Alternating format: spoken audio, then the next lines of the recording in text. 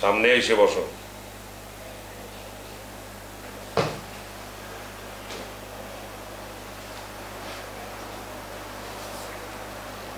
ঘুরে বসো।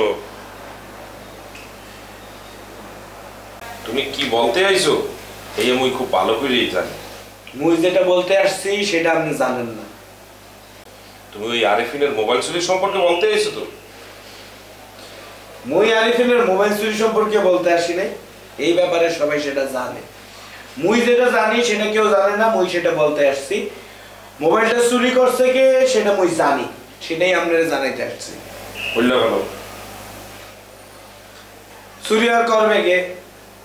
মোরা যখন সবাই এই ঘরের মধ্যে ছিলাম তখন তো কোনো চুরি চামারি হয়নি। হঠাৎ করে কইতে জানি এই বিদেশি মুরগি আইয়ে বললো, আওয়ানোর পর পরই মোবাইলটা চুরি হয়ে গেল।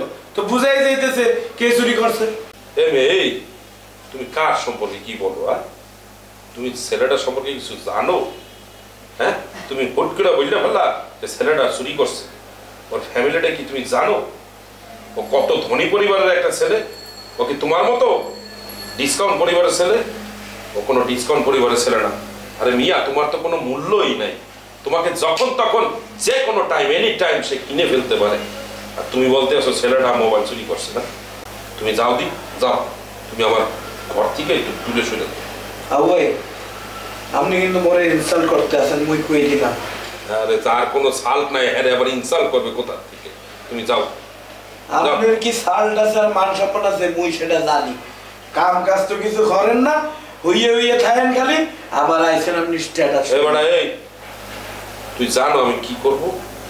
আমি যখন কাতার যাব, ওইখানে যে পরিশ্রম করব, টাকা কামাবো, সেটার জন্য আমি শক্তি সঞ্চার করতে আছি। বিশ্রাম নে, বিশ্রাম, বুঝছো? আর ওই টাকা যখন কামাবো তখন আমার একটা পিএর সাথে তোর সাথে কথা বলবে, বুঝছো? তুই তো এসব বুঝবা না। তুই যাও, তুই রুম থেকে বাইর হও, তাহলে বুঝবা। ইনসাল্ট আলার লোক আইছে, কোথার থেকে কি চলে আইছে, এক পয়সা দামও নাই। এই ছেলে আইছে দাম দেখা পায়।